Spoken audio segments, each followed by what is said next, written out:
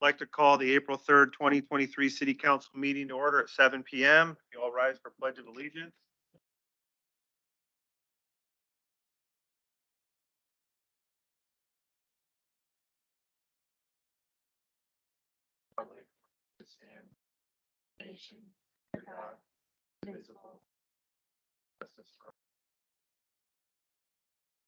Thank you. We have all counselors present today. Looking for approval of the agenda. I am looking for a motion to approve the agenda, but I would like to look for a motion with one additive of adding the appointment of Paul Fidrich to the 50-year planning committee as a representative from the Parks and Rec Committee.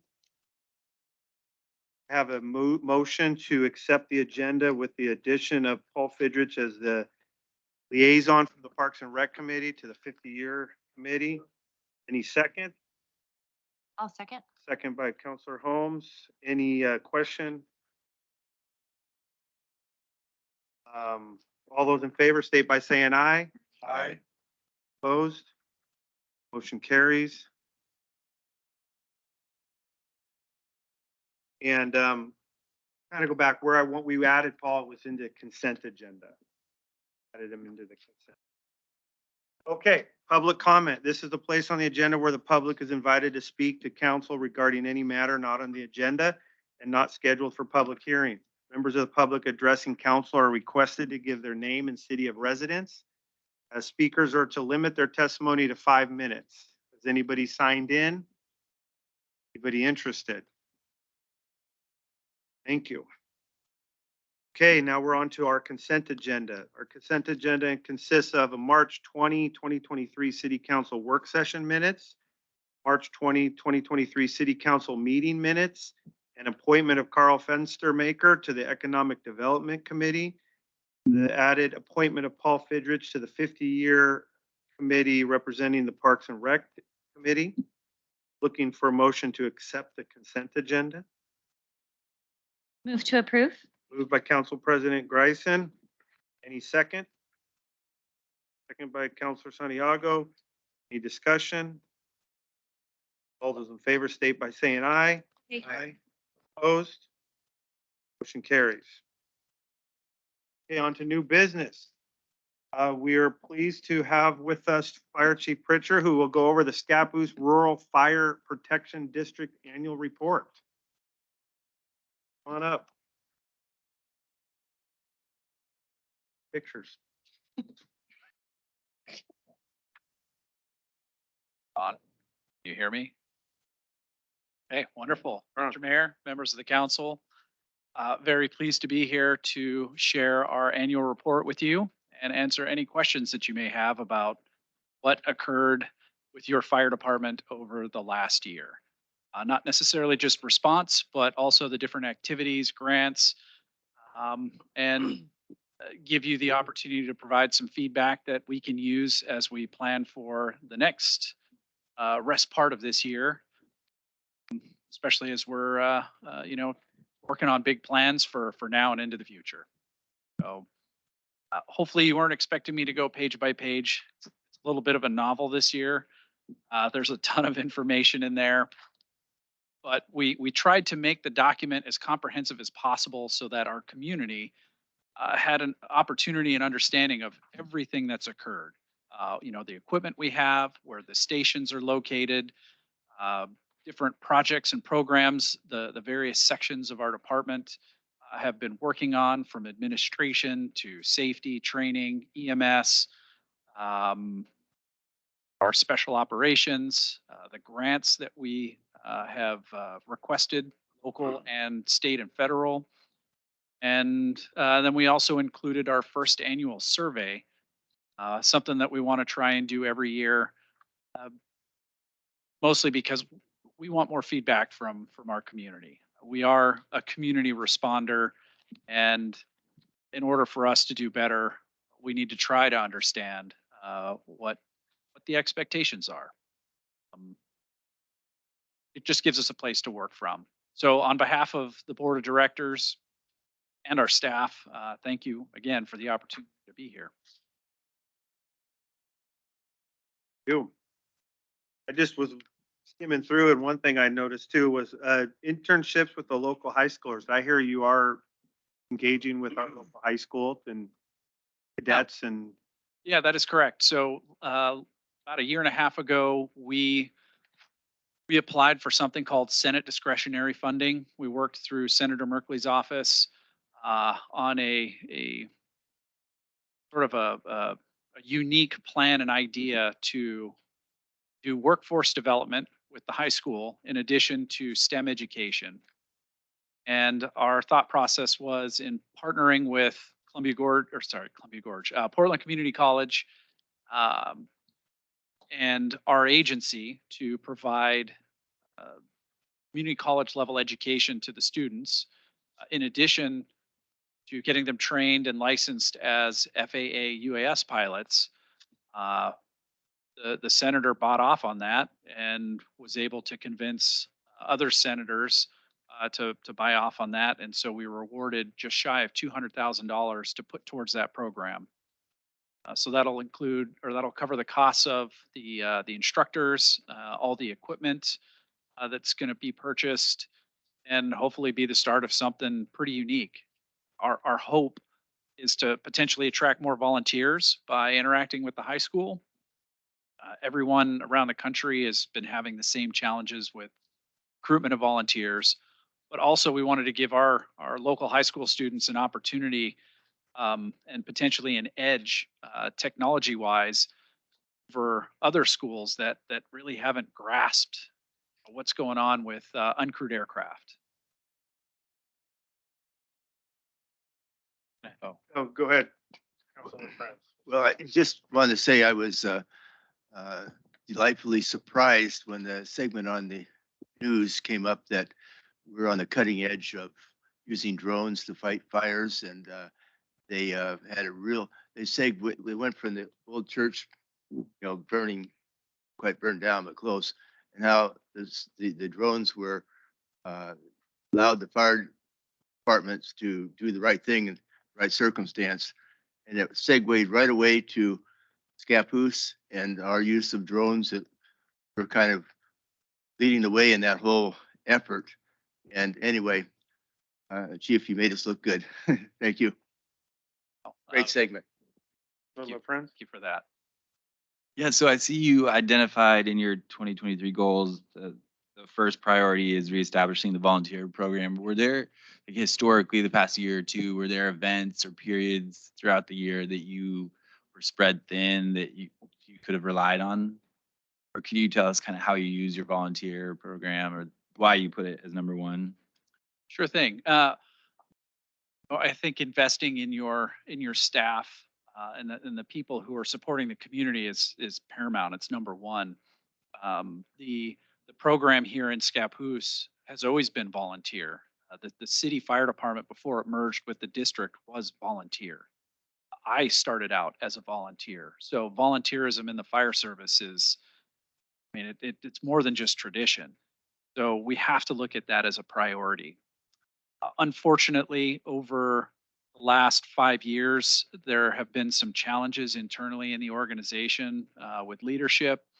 We had COVID, and COVID really hurt the volunteer program because folks were scared. That's not their job. They're trying to help the community, and the whole thought of if I go on a call, I could get my family sick, or I might have to get quarantined. So that really hampered our efforts to recruit people. So in that time, we've invested in our staff to create a position that is dedicated just towards recruitment of volunteer members, and also look out for our career members as well. So with that position, we started that about 4 or 5 months ago. We're hoping over the next year, especially with one of the grants that we just received from through the Assistance to Firefighters Grant Program, to actually fund the capability of reestablishing our volunteer base. It's more than just recruiting the people. It's making sure they have enough time to train. It takes us about a year to get somebody from no experience to being able to put fires out and respond on those motor vehicle crashes. And over the last 30 years, the training requirements at the state level and the federal level have gone up so much that we invest an incredible amount of money and time for these volunteers. A set of the protective equipment, when you include the helmet and the boots and the gloves, you're looking at $5,000. So it's significant. And with the grant that we just received, we're getting 10 sets of that protective equipment over 4 years. So yeah, volunteers, number one. Thank you, Chief. That's helpful. Is there an age cutoff for volunteer? You have to pass all the tests. You're Can't answer- good, yeah. Can't answer that probably. When you say age cutoff, are you Age, talking like- at the low end or Oh, at the high end? High end? Actually, we have a place for everybody. And we pride ourselves on that because there are many different ways that someone can volunteer with the fire district. It's not just running into the burning buildings. Yeah, yeah. It's a good water. I thank you very much. Detailed. Mr. Mayor? I was surprised at the number of calls. It always amazes me how many there actually are. Jason?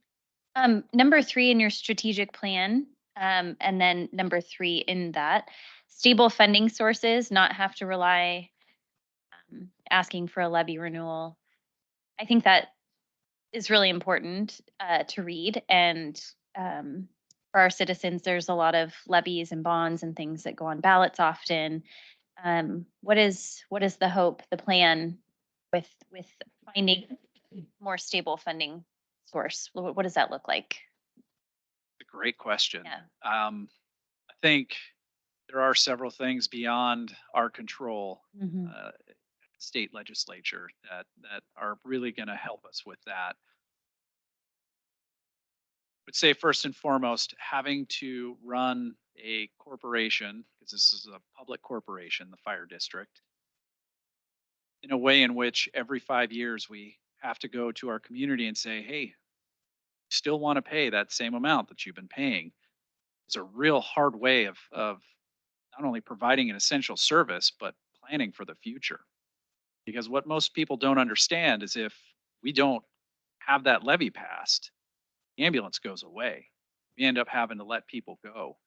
And you can't just do that with a public service entity like that. It takes years of planning to understand what it's going to mean if you just get rid of an ambulance. I mean, look at what's happening in Washington County right now and the struggles that they've been experiencing with the private ambulance firm that not have their contract renewed. Mhm. In Columbia County, we're very fortunate that almost all of the providers of EMS care are the fire agencies. So back to your point on stable funding, our goal is to hopefully establish a permanent tax base. That process is a very deliberate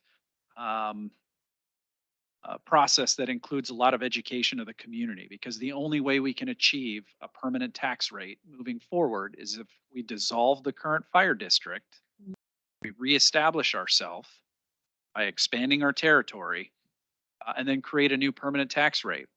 And to try and explain that to the average citizen, not that our folks can't understand that, but when you look at a ballot and you say, well, I'm going to get rid of this, but then I'm going to charge myself this. Sometimes people look at it as, well, maybe I'm double charging myself. So stable funding would be not having to go back to the voters every 5 years and say, we need your help.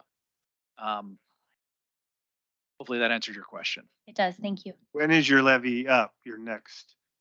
I want to say it's 2026.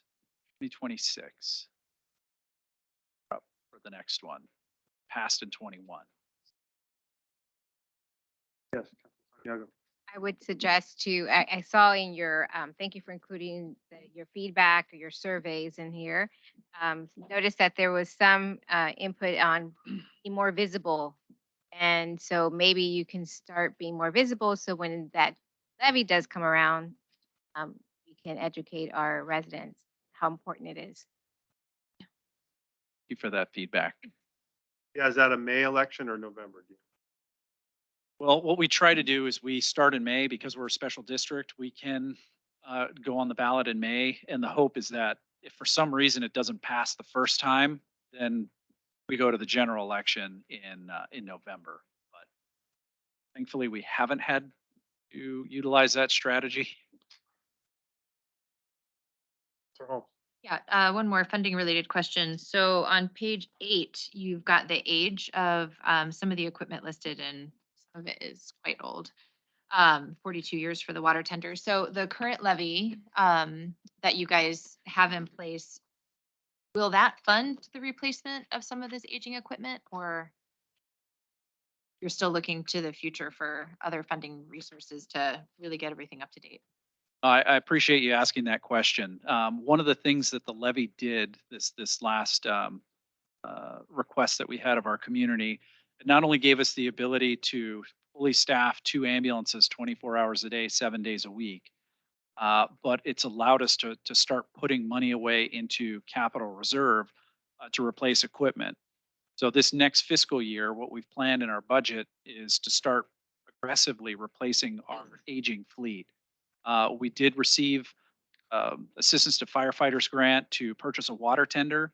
We got just shy of $400,000. So with those funds and the savings that we had, we're replacing another fire engine. It's going to be our city fire engine, or the one primarily for responding within the city. Those purchases are going to happen this next year. Apparatus are currently under contract to be built. Thankfully, we got in at the right time because now it's taking over 2 years to build these pieces of equipment. So when it comes to strategic planning, a core function of what we're trying to do now, we're also replacing 2 light apparatus that are well into the 200,000, 250,000 mile plus range. But we've got a 20-year schedule that we've developed based on what we're putting into capital outlay, doing about $450,000 a year. At least that's what our goal is. Historically, we've been challenged with either have the staff or put money away, and we've taken the path of having the staff, but knowing what's happening in the future and the challenges that everybody's having, our goal is to not have to go to the community and ask for more money all the time. Now, having said that, there's going to be a point in the near future where we are going to have to come to the community and ask for some assistance in renovating our station. The challenge we have is the building was built in 1987 and we don't have enough room. We're literally busting at the seams. I mean, everybody can see the Connex boxes out in our backyard. And there's no way we can save for the station, replace the equipment, and then keep up on staffing. So we figure if we do have to go for a bond, that would be the last time we ever ask for money, because the financial strategies that we've employed, they should carry us through in perpetuity. Can't guarantee it, but based on the current economic climate, if things stay the same, I think financially we're in a well better place than we were about 10 years ago.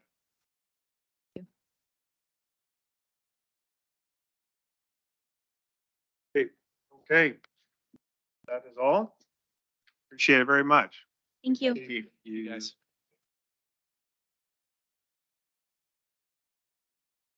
Okay, we're moving on. We have a contest, if I were a mayor contest, and I don't see any of the participants here. They might come later, but we're gonna move on. We're gonna go through now. Anyway, we have 3 winners.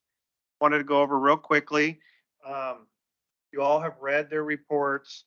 I was really impressed with all these 3 winners, how all of them are into safety, recreation for youth, and others, and open spaces, green spaces, all the same things we're all fighting for, and they see it as well. And so each one of them brought up sidewalks, safe routes, places for youth to participate and play. And so without further ado, the 3, what we've done is we've given out 3 places. Lila Fritz, 3rd place. She's got a $25 gift certificate for Fred Meyer's and a lunch with my wife and I. They're more happy to see my wife. Second place, Conrad Higas. These were all 6th through 8th grade. And they had to do an essay, and this was second place, $50 Fred Meyer gift card and lunch with my wife and I. And in first place, Eva Sawyer, If I Were Mayor student contest, first place, 6th through 8th essay contest, $75 Fred Meyer gift card and lunch with my wife and me. So we'll thank them very much. Okay. It was a very I found myself struggling to rank those. Yeah, I kind of had to go back and not go read, go back the other way and read, but they all had very similar themes. And I hear it when I visited the schools, they were all asking me those questions, other than how to get gas prices down. But it was very interesting. And so I will talk to them. We'll try to get them all to come to our town meeting on Saturday, because their input will be greatly appreciated there too. And want to thank them. And next year, we're going to hit it earlier now that I know what it's about, and we're going to get a bunch of people to include it. So appreciate it. Thank you, Susan, for all your help. Okay, now we've got a couple proclamations. These are the fun things. Okay, Soil Man is here today. So what we wanted to do, we've got a Save the Soil proclamation, and I will read it. City of Scappoose, Save Soil Day. It is March 21st. From this day forward, proclamation. Whereas Save Soil is a global movement launched by Sadhguru, uniting world leaders, visionaries, influencers, and citizens of all nations behind a common purpose to restore and safeguard the world's soil. Whereas Save Soil aims to address the global soil crisis, recognizing that 52% of the world's agricultural soils are already degraded. And by 2050, 90% of Earth's soils could be degraded. Whereas addressing soil degradation issues would bring solutions for the loss of biodiversity, nutritional deficiencies, food security, water scarcity, climate change, and mass migration. Whereas the proposed solution is to advocate for policies across all nations towards soil restoration and aim to increase organic content in agricultural soil to a minimum of 3 to 6%. And whereas in an effort to raise awareness and activate support from leaders and citizens alike, Sadhguru was on a 30,000 kilometer journey as a lone motorcyclist, covering 27 nations over 100 days since March 21st, 2022. Whereas this movement is supported by 81 nations globally.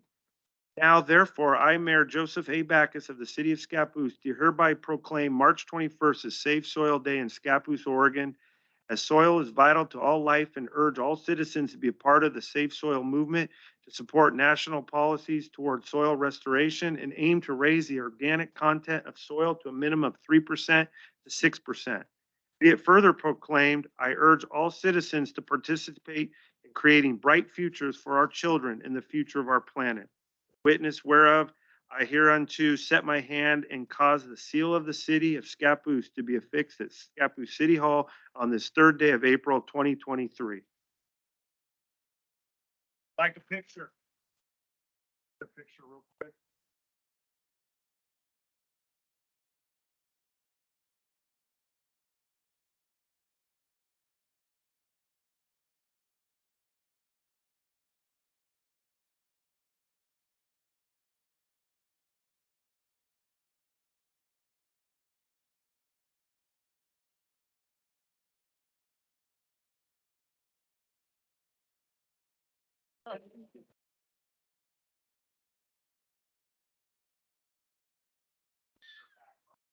Perfect.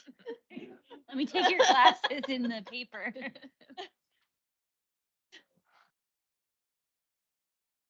Perfect.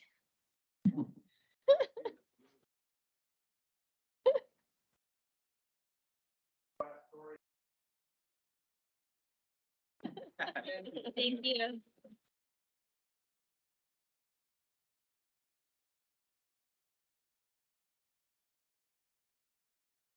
I think it's purple. What, the real one or this?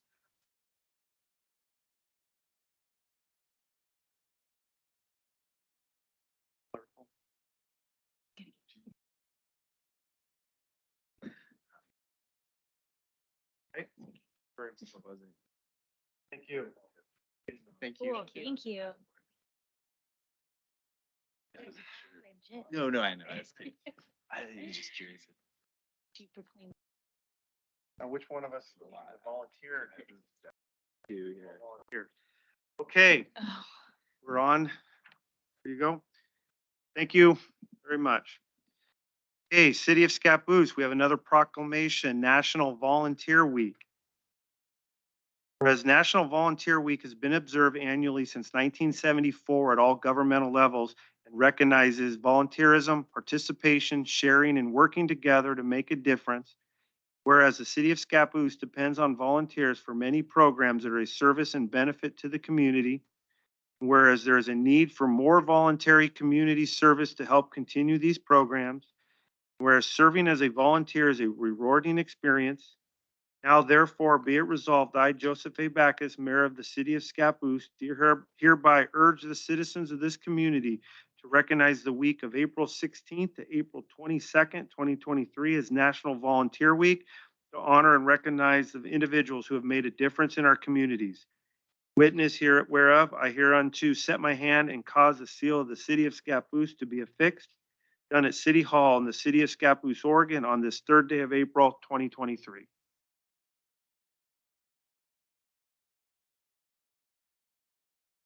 Okay.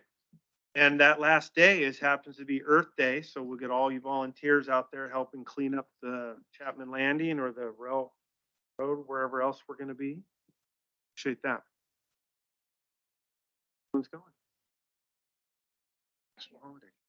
All right, now on to the nitty gritty. We have an ordinance. This does involve a public hearing. Ordinance 912, an ordinance relating to the delivery of power within the City of Scappoose and granting a non-exclusive franchise to Columbia River Public Utility District. The manager Rains will be staff. Yes, Mayor and Council. So the city's current franchise agreement with the Columbia River PUD is actually coming up for expiration in March of 2024, so we're a little bit ahead of schedule. However, the current general manager, Michael Sykes, who you're obviously all very familiar with, has offered to work with the city to renew now so that you can increase the franchise percentage from 4 to 5%. And they have also offered to implement the terms of this new agreement beginning in July if a 20-year agreement is signed. If not, then and you prefer a 10-year agreement, then the agreement would commence in January. So for this coming fiscal year, you'd receive a little bit less funding, but still it would increase over the previous year because of the increase in the percentage. So the actual increase in fees would go from about 188,000, which is what we just received this year. All of the funds are received in one lump sum in April of every fiscal year. If you wanted to go ahead and implement a 20-year plan, the total would be 234,000 approximately. If you want to do a 10-year plan, the total would be 211 for this coming fiscal year, and then obviously moving forward, you would be getting that 5% for the full fiscal year. The red line version of the agreement is included in your packet, so you could see every single proposed change. We did spend some time negotiating this, and we went back and forth on several things, but this was the final version we ended up with. And I would just bear in mind too that the PUD is actually essentially a government entity, so they could function without any kind of franchise agreement, but they have one. This is their community as well. The city, I believe, had voted in '99 to become part of this district. So just bearing that in mind, this isn't like negotiating with a private company. This is a little bit of a different situation. And we do have a representative from the PUD here tonight. We've got Brandon. So if there's any real specific questions on any of the language, he's also here to help field some of those questions. You. Go into public hearing at this time? Discuss anything? Okay, this is a public hearing, so we'll open up public hearing. there anyone who would like to comment on ordinance 912, an ordinance relating to the delivery of power within the city of Scappoose and granting a non-exclusive franchise to Columbia River Public Utility District? Seeing none, I will close the public hearing and move it forward for council to discuss. Yes, Councilor Santiago. Just confirming, Alex, Peter did review this, right? The final revisions. Thanks. And we've had multiple conversations. Question is, one of my questions is, how long was the last, 20 years. years? And so, would the rate percentage years ever go up or down? I know that the agreement is either 10 or 20, right? Mhm. And it's actually 10 with the extension of 10 years. Well, so that's for the proposed language. The previous agreement was just 20 years. And I believe actually the previous agreement had allowed some renegotiations or discussion at some 5-year intervals, is what the previous agreement had. This new one would have a opportunity at the 10-year interval. But no, that the percentage should not change during that 20-year period. Does that affect the residents as far as more, you get a higher percentage?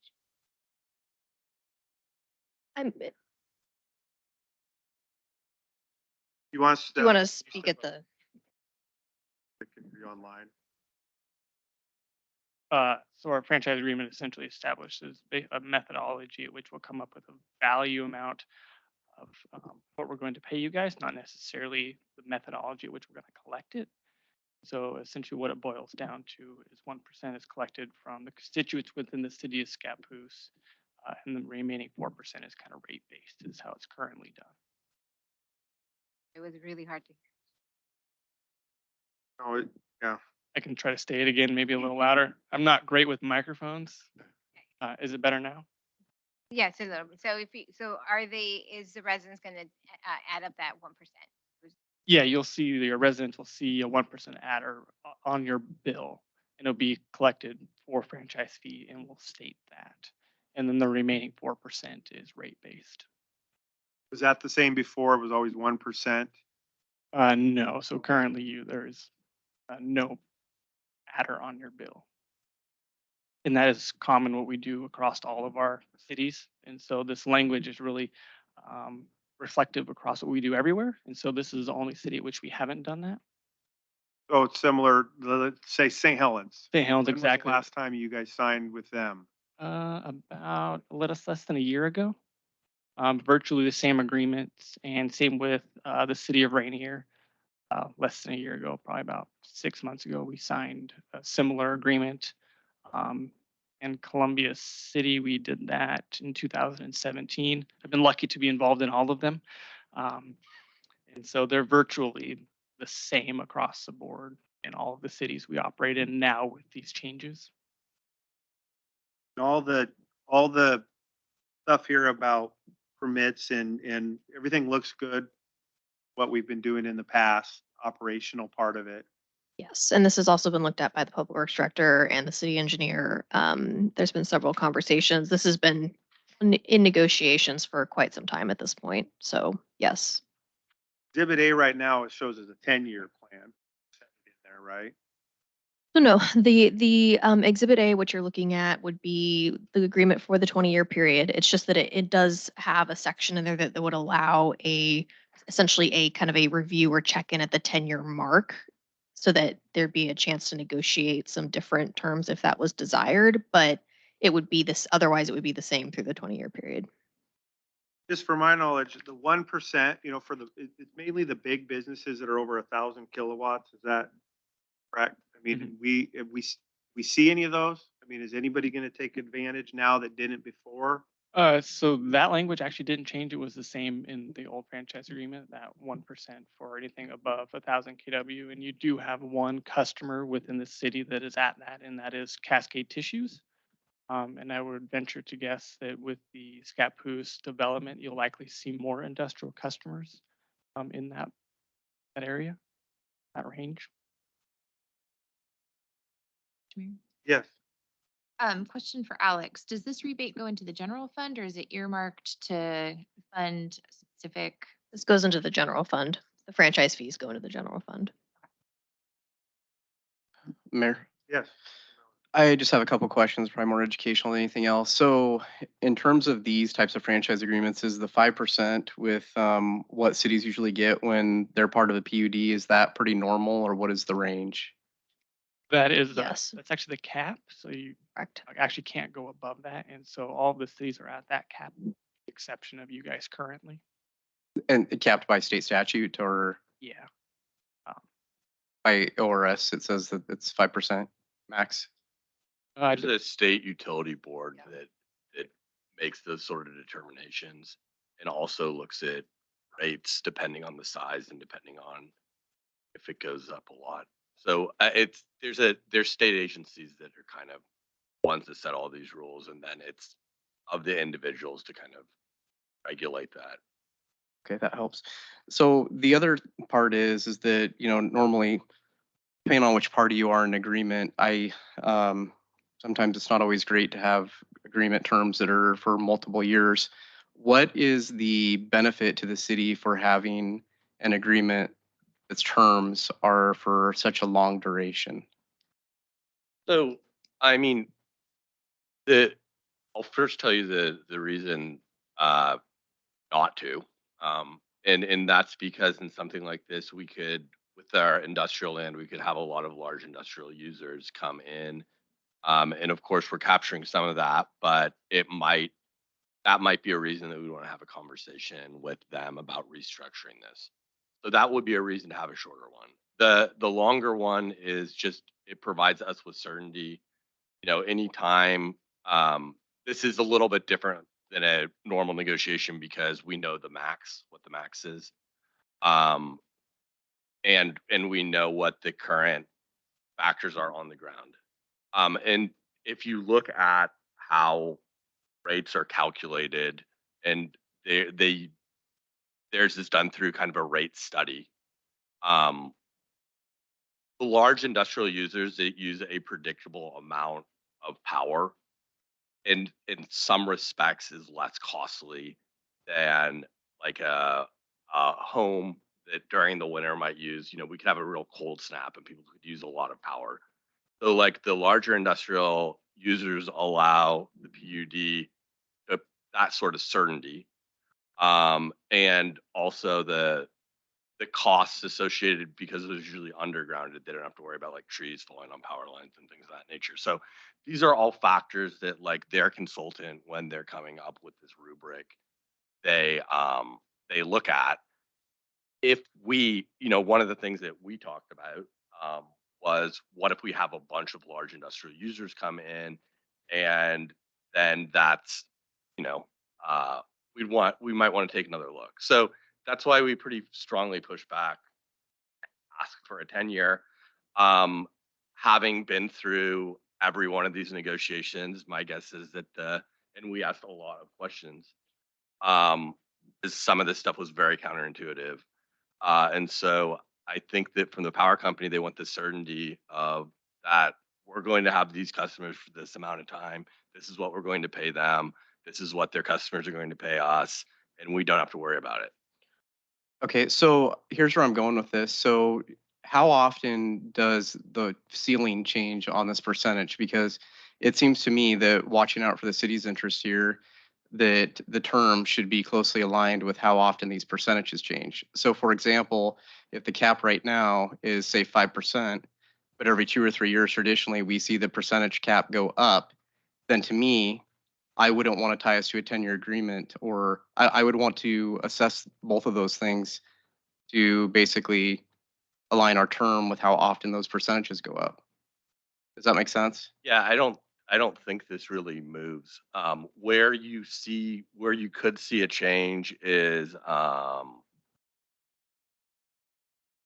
for instance, if a power company were to cause a wildfire, or something like that, not that that would ever happen, but then their ratepayers may see like very large rate increases, and that's the state at that point might look to, they look at kind of equity and what's fair. And so in that instance, it might go maybe it would go, the cap could be lowered. I don't know, but I think 5% is just been around for a long Yeah, time. so it has to do with, term is escaping me what the cap is said. It's essentially, like a tax, is what the cap is. And so, can't go above that. And I don't know that it has ever changed. I So mean, I for haven't other heard of it change. contracts state the annual fee of the cap. They don't just put it at whatever the cap is, that will be our fee. If it goes up to 6, ours goes up to 6. No, everyone has a percentage. You're saying. Everyone has a percentage, 5%. Let me just ask it this way to try to move this along. So I don't know how long you've been with PUD, but as far as you know, has the rate of 5%, has it always been 5%? And for how many years? I don't know how far back, honestly, that cap is. I know that it hasn't changed since I've been there. And Has it been for at least 10 years? yes. Okay, thank you. What about the 1% or most? Is that what most people are at the 1,000 level? I mean, is that a negotiable rate that people look at over time? Like Peter said, bigger companies come in, it's actually less maintenance because it's one company. And some people get 2%. Is there a cap on that level? So ultimately what that would do, those large companies use a lot of power.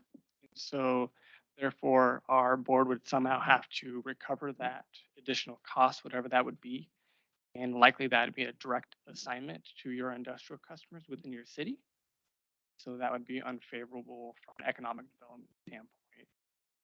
Raise that bar because what would stop them from going to St. Helens, which is just down the road, for an example. At 5,000 kilowatts, is that quite big? I mean, do Yeah, you see any so companies at that number? at a 1,000 kW, yeah, 5,000. or 5,000 kW. Now it looks like that's what's been striked, 5,000. So So everybody over so it 1,000. lowered the, I guess raised that bar, but the companies in our service territory that have that 5 megawatt range are there's 3. There's not that many of them, and the ones that are above 1,000 are 7. Actually 9, sorry. There's 9 of them. So there's not a whole lot of them. You're talking a large, like a manufacturer is going to be at that 1,000 kW. Your box store isn't. It would be a manufacturer like a Cascade Tissues or somebody that develops something that has large infrastructure is where you're going to see that. Yeah, are the advantages of the 20, it looks like it's $23,000 more for us, but over, a 10-year difference in term. Well, Happiness to that. I want to clarify something that Alex said. I breezed over the red lines pretty quickly when I read this earlier. Did I hear you say correctly that we do have the opportunity to come back and renegotiate the rate at 10 years?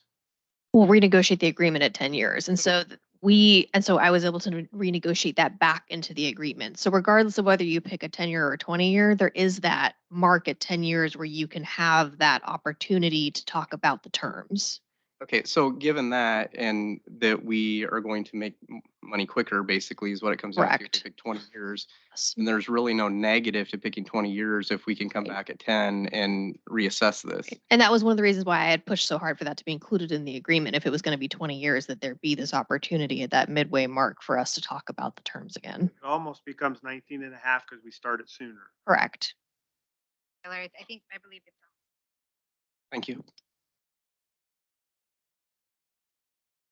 Then again, they can say, but we can negotiate.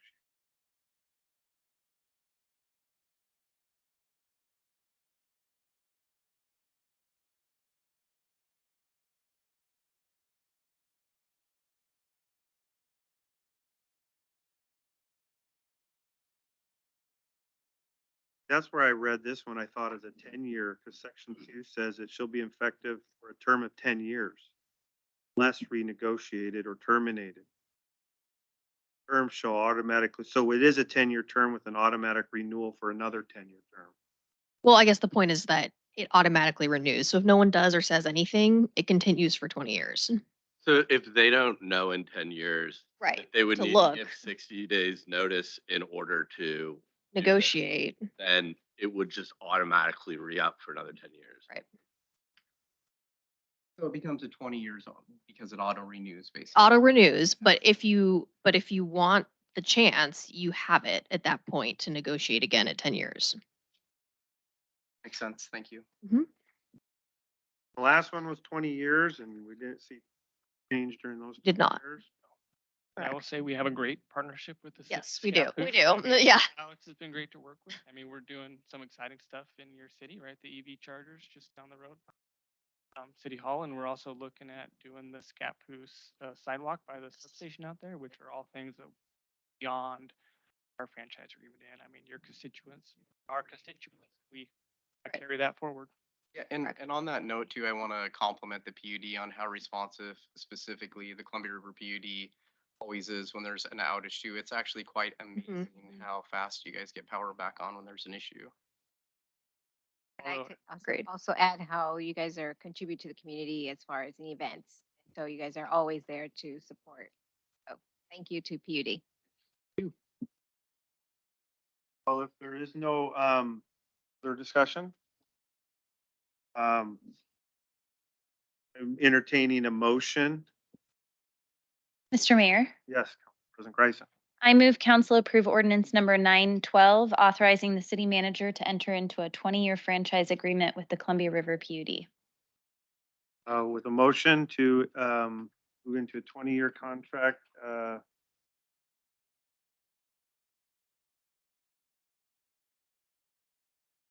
Any seconds? Second. Okay, Councilor McHugh. Okay, ordinance 912. Ordinance relating to the delivery of power within the city of Scappoose and granting a non-exclusive franchise to Columbia River District is on its first reading, 20-year. No vote at this meeting. We will finish it next meeting. Reading. Thank you. Thank you. Okay, moving on. We have resolution number 23-05, a resolution adopting findings and authorizing a contract specific special procurement for the biosolids dryer project. Public Works Director Dave Sukow is online. Wastewater Treatment Plant Supervisor Kevin Turner and Assistant to Public Works Director Hugh Whitehouse. Take it from here.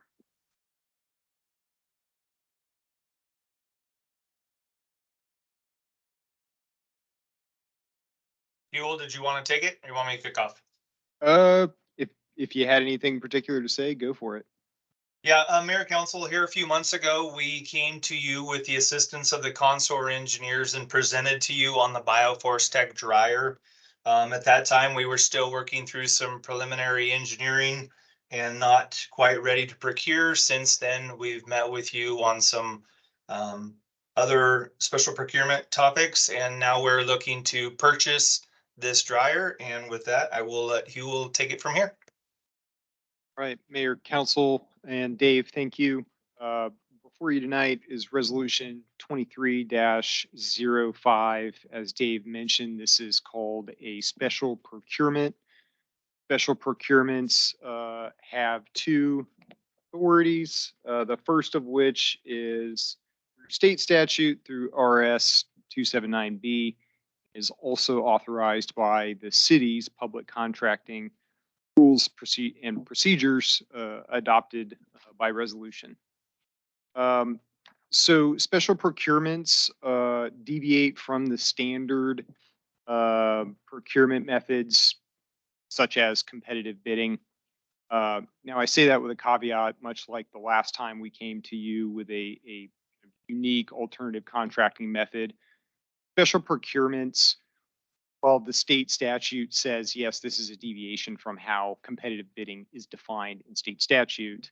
The context, this situation is competitive on the basis of price as well as the meeting the requirements, the design requirements for our treatment plan. And if you do have any specific questions on that, please let us know. Kevin is here, can answer any of those questions that you might have. So right now, the lead time for the biosolids dryer is almost 1 year. In order to get this equipment manufactured and to us, in order to meet the grant deadlines, we would need to make a deposit on the procurement, a pre-procurement, if you will, for the equipment within the next 2 weeks.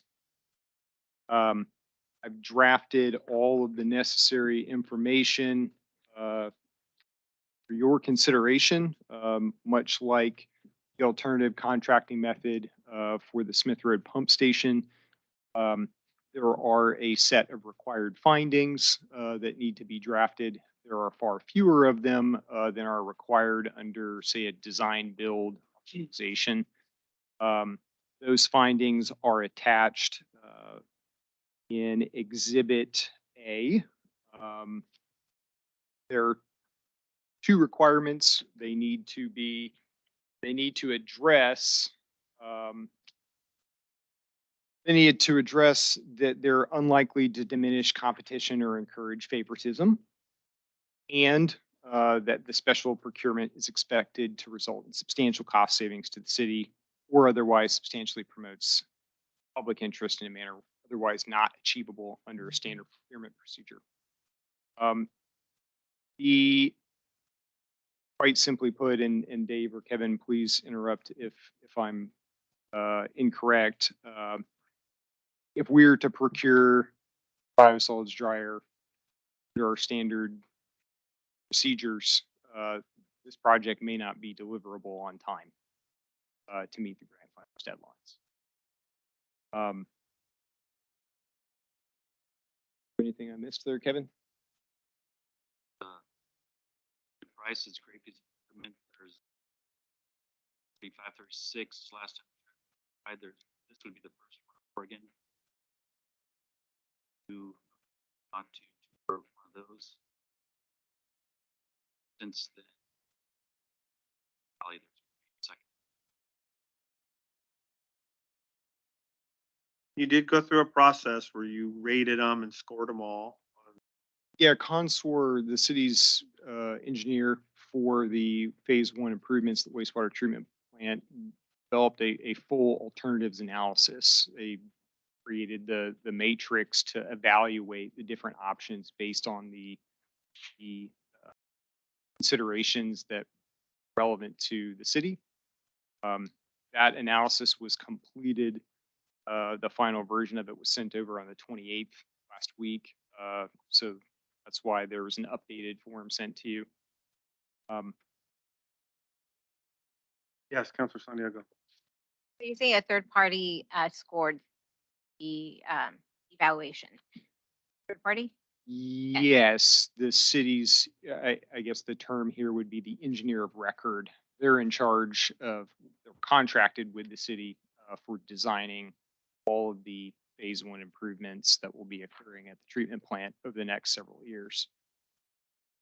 Because I did notice a great difference in the scoring evaluation matrix. I was questioning where, was it a blinded evaluation? And who did it? And what's the information, how they scored? Did you guys review that? Even though you're here, did you review it? Evaluation matrix? I'm not So it's on quite sure I page- understand your question. On page, what page? Exhibit B, page, just says, Page 6 of the report, 167 of our. so it says, the matrix here, table 6, Bioforce Tech, bio dryer, number 4, almost on all of them. It's very different from the other 3 companies. I was just wondering, was this a blinded I mean, when they scored this, scored it, what information? I didn't see any of the matrix obviously here, but I'm confirming that you, as a city, saw how they scored. How did they evaluate 4 out of 2 out of 3 out of 1? He didn't score at Consor, Murray Smith time. And all that, Right, and their review. so it was a blinded, meaning that, when you evaluate sometimes you don't want to know who the the vendor is or the company is, you just score them by, by the requirements, right? So how were they score? Was it blind? Requirements The requirements. submitted, They knew who submitted. things we needed. Okay. Items are on. Because some of the things that results said they were substantially lower price, which is they're talking about Bioforce, where yes, they show Bioforce was 1.2 million when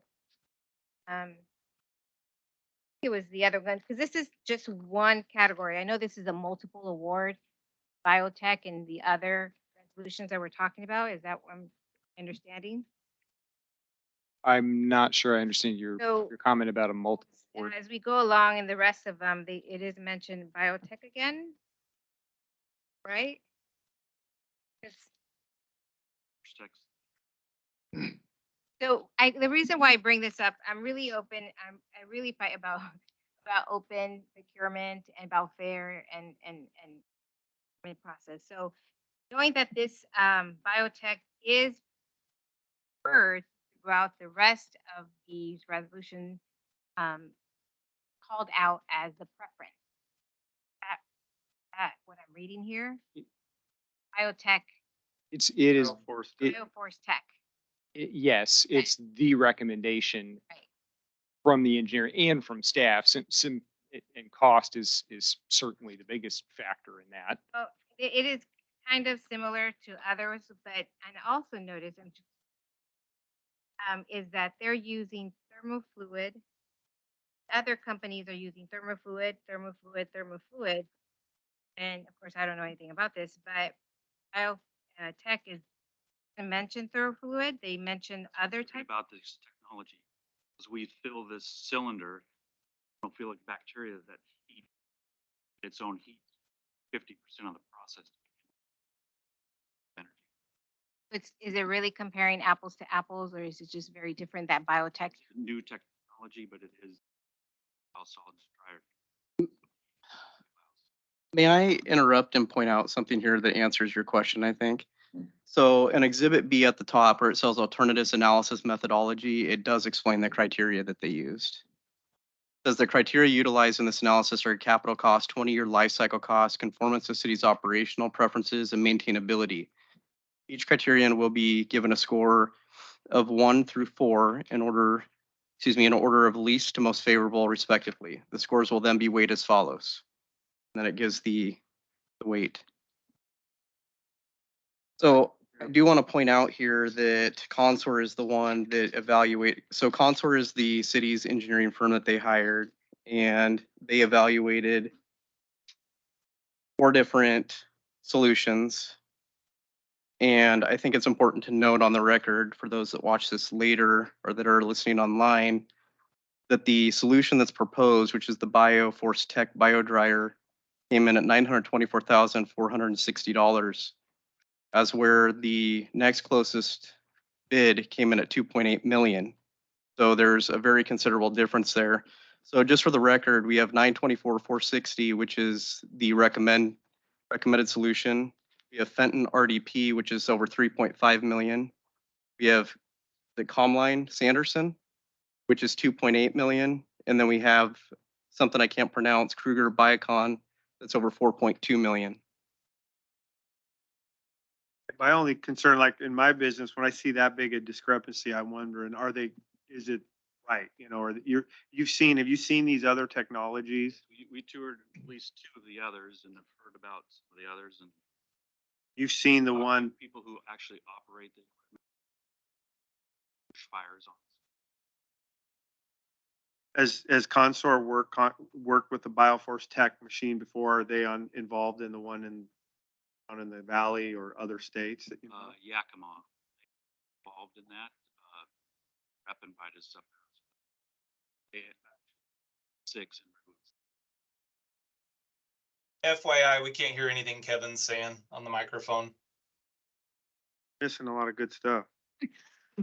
Well, I don't want to be redundant on him if need be there, but I do want to say that I actually went on the tour with the Oregon DEQ representative who manages these programs. This was the first time he saw the Bioforce Tech, and he was extremely impressed. This is state-of-the-art technology for this process, and his biggest fear was thermal events. In other words, those other three tend to catch on fire, and that was one of his biggest concerns. And when he saw this technology and that it never gets above 200 degrees, he was extremely ecstatic. We will be state-of-the-art for the state of Oregon in this process. And we'll And do so- everything we need in room for growth. Dave, you should have started with that. My second concern I see a lot is, once you buy it and sign the contract, is that price pretty set, or is it price at time of shipment? Can it go up over time? Well, or are we pretty set at that price? I believe it's pretty set. There's other pieces of equipment that may change as we get closer this time next year when there's conveyors and Yeah, as you look through the report, I think you'll see 924,000. That's for the dryer. The remaining balance to the 1.2 is for the conveyor systems they're still doing the final design on what that's going to look like. This system will be daisy chained into an existing screw press here at the wastewater plant. And so they're still working through the configuration of feeding it. But with the lead time, we want to get the dryer ordered. The conveyors, they're not as concerned about. Sorry, Huel, I think it's confusing because the first section comes with B, and then exhibit B, and then exhibit A.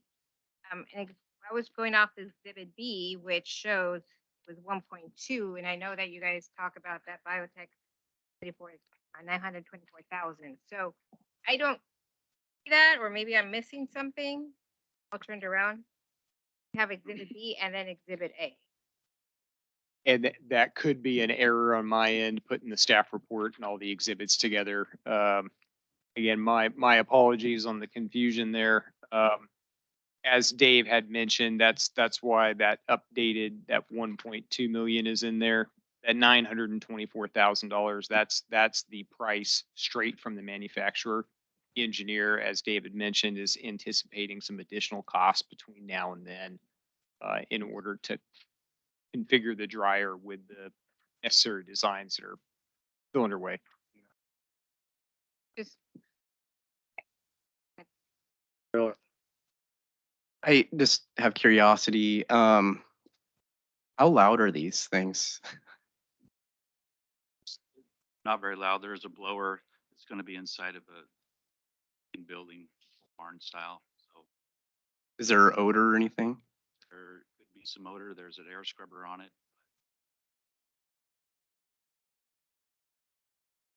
Will this be stored similar under the canopy and then spread out, or can you spread it throughout the year more? That's what's great about it. You can spread it throughout the year. You can apply it at parks and golf courses at home. You like it. So we're looking at a resolution for 1.2 million, which is 924, the dryer alone, authorizing the rest for other fairs and.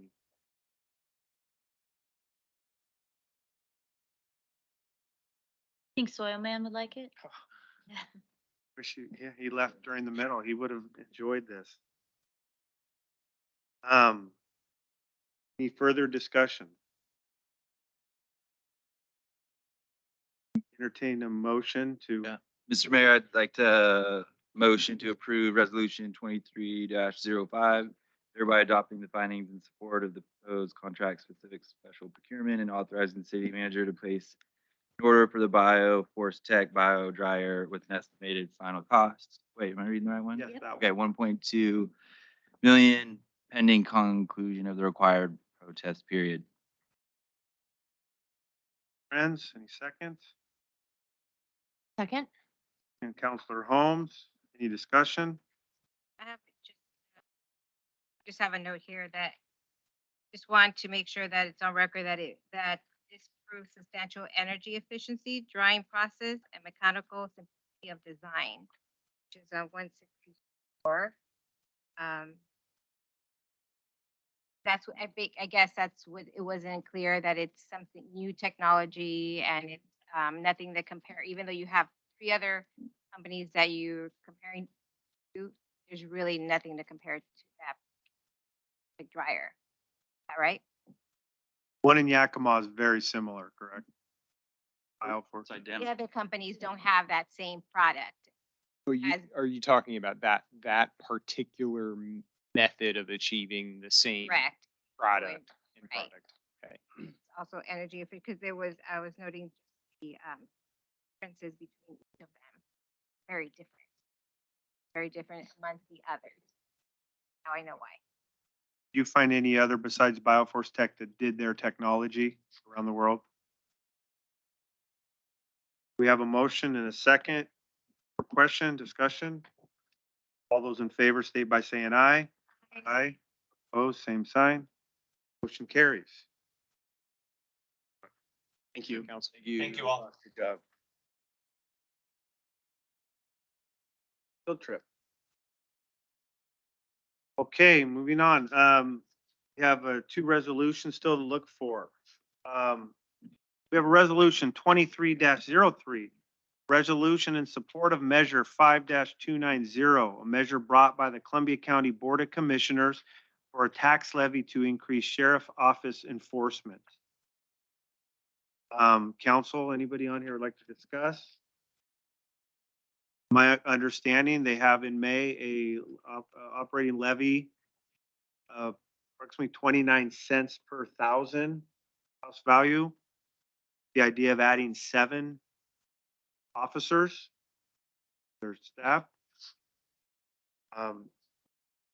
My understanding is, we've been in works with the county right now and their support has been great. And we're still working on more support and possibly with this, that it will allow for even increased support for our city. Mayor, Yeah. sorry, I didn't mean to cut you off. No, Are you- please go. Okay.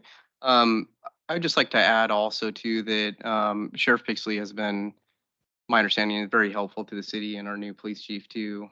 Not so new anymore, but I mean, they're even training some of our new officers, which is pretty unheard of and untraditional. That's a huge commitment. So I say that only because I'm extremely appreciative of the partnership that the city has with the sheriff's office and the sheriff's office's willingness to continuously help us, especially when we don't have any field training officers on. So to me, that says a lot about their leadership and just the partnership that it's two ways. And I think Sheriff Pixley really embraces that. Let me just read this too. The resolution, whereas the city of Scappoose is a municipal corporation where the city council believes public safety services are critical for the safety and livability of the Scappoose community. Whereas the Columbia County Sheriff Office provides critical assistance to Scappoose Police Department, both in the form of backing up city police officers and assistance by responding to calls for service within the city limits during certain circumstances. And whereas the Columbia County Sheriff has repeatedly demonstrated his willingness to assist the city of Scappoose with law enforcement related needs as practical and reasonable. So herefore resolved that Scappoose City Council resolved as follows. Council supported Columbia County Measure 5-290. I'd just like to agree with everything that Tyler said and also state that this level of staffing from our sheriff's department is long overdue. They've been understaffed for as long as I've been in Scappoose, and this is an opportunity to do something really positive for our community. Okay, any more discussion? Motion? I was just gonna add, I feel like this is in alignment with a lot of the feedback we get from the community about crime and police staffing. So this is a good move for sure. I came in with that safety as one of the priorities, and I do believe can use this to our advantage, Scappoose.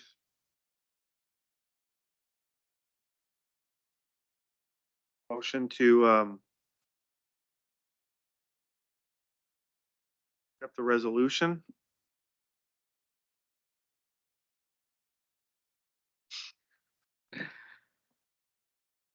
Mayor, I move that council adopt resolution 2303, a resolution in support of measure 5-290, a measure brought by the Columbia County Board of Commissioners for a tax levy to increase sheriff's office enforcement personnel. Motion by Councilor Miller to accept the resolution. Second, I'll second that. Councilor Holmes, any more discussion? Those in favor, state by saying aye. Aye. Aye. Opposed? Aye. Passes. Okay, one more. Looking at a resolution 23-04, a resolution in support of Oregon's competitive public contracting rules. I will read this. Whereas the city of Scappoose is a municipal corporation and provides public safety services to the residents of the community. Whereas the city of Scappoose relies on the Columbia 911 Communications District as a partner public safety organization to provide critical public safety communication services. Whereas the city of Scappoose wants city residents and ratepayers to have quality services at a reasonable price. Whereas the city of Scappoose believes that transparency and competitive bidding are key to maintaining public trust. Now, therefore, be it resolved, the Scappoose City Council hereby resolves as follows. The city urges the 911 Communications District to use competitive bidding in all major procurements of equipment and services. City urges its Columbia 911 Communications District not to attempt any statutory merger or shared services contract with non-Columbia County providers without voter authorization. The city urges 911 Communications District to own and maintain all equipment necessary to provide public safety radio communications in Columbia County, independent of any other county system. Discussion? Questions?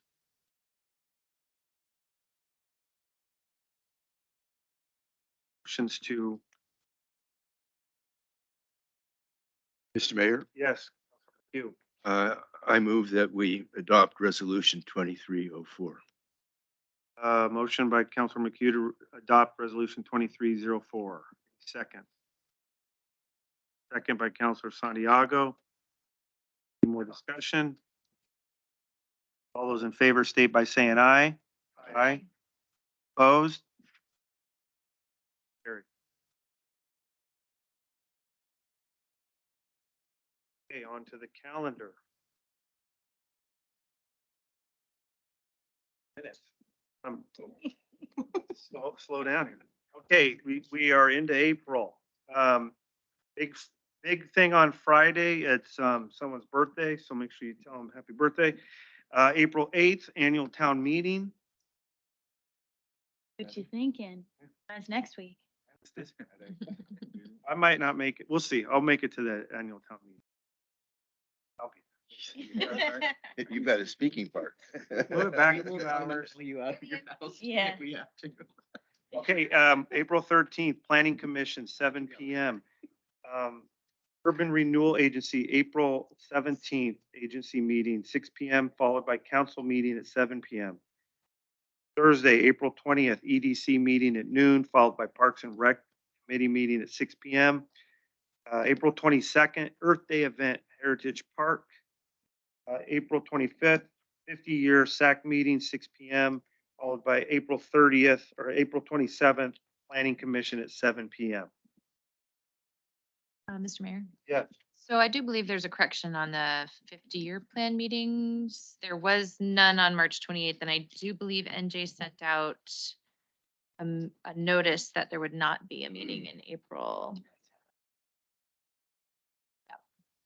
No, April 25th meeting at this time. Yeah, the next meeting of the 50-year planning committee, I believe, will be in May 30th, yeah. And I'll do it now. I want to add on April 11th is that OMEC training, 3:30 to 4:30. Their open house for all, I think kids are there during, that's open house, 3:30 to 4:30, OMEC Training Center. And their OMEC career, Columbia County Career Fair at OMEC, ECC OMEC Training Center is April 27th, 9 AM to 5 PM. 7th, their updates, the manager. Yes, Mayor and Council. So I'm looking forward to seeing everyone at the town meeting on Saturday. And then I did have a just quick check-in with you about the department reports you received. So every two weeks or at every meeting, you receive this report from the department heads. It outlines everything they're working on. And you've probably noticed that recently I did have them add where something is specific to a goal that's now noted here, so you can follow that as well. But my question to you was, does this continue to be helpful, A, and B, is this something you still want to receive at every meeting, or would once a month suffice? I know that, Mayor and Councilor Holmes as well had brought up perhaps only needing it once a month.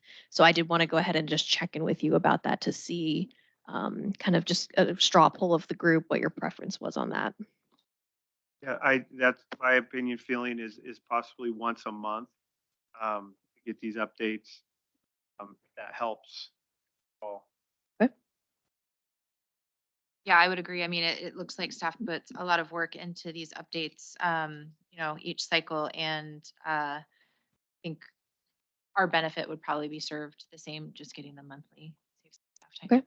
and I know if there's any big item, they'll notify us or Well, and if it's a really big item, honestly, you're probably going to get an email from me or it's going to be on the agenda. So there's that too.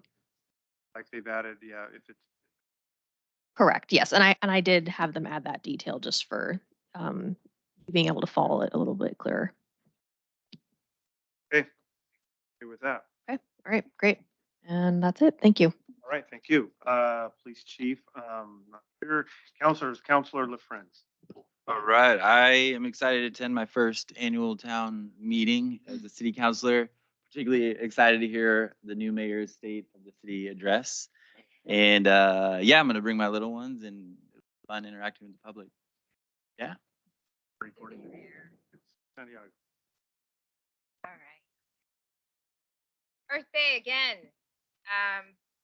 8 a.m. to 3 p.m. We're all going to be there, right? Just to remind everyone that they're going to be giving away a free electric bike.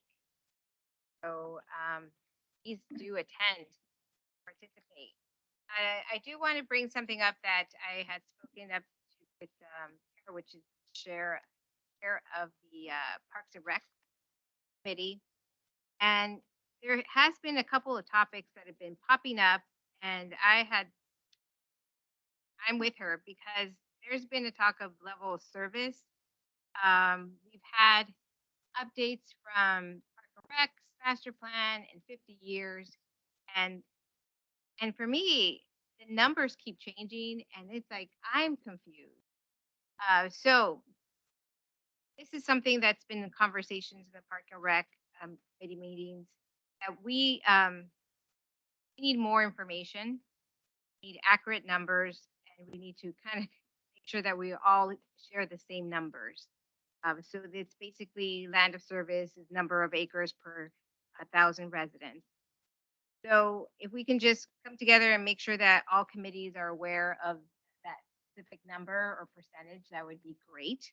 Another topic that keeps coming up in the is talk about park districts. And so, my phone. So this is something that people talk about it, and it's like it's great, but I really want to know, or the committee wants to know, the community wants to know, what does it mean when you say park district? Raising a tax, is it adding more tax to the community? So if you really want to know, and of course taking away from the city. We heard today from the fire department, away money from them too. So we need to really talk about those two things are coming up constantly. I'm hearing from the meeting. So They'll be at the town meeting, right? They'll have their presentation on parks and what we'd be willing to pay for. Yes. So they'll have Well, having established a park and rec district 20 years ago that never did fly, but we did actually have a park and rec district. We just couldn't pass a levy to do anything with it. But there were two ways to do it. And one was, we were told, although they said they wouldn't do it, that the county commissioners can just form the district without a vote. And I don't know if that's true or not. We were told that, but they wouldn't do that. So we had to vote on it. It was successful. And that district is simply there so that parks that everybody in the Scappoose community uses are not being solely paid for by the city.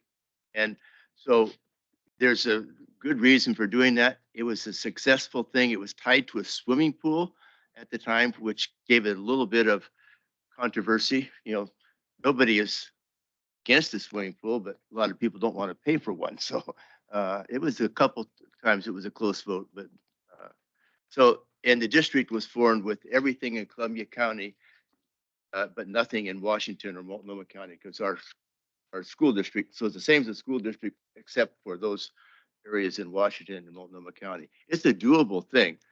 And I think it would be a good thing if we could get support going for it.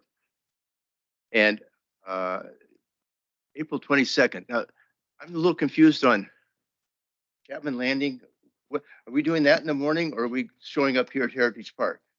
2 cleanups from what I understand, Yeah. one at Chapman Landing and one along the railroad sometime. What time does that say that starts? 7:38, meeting up at Heritage Park, free We- breakfast.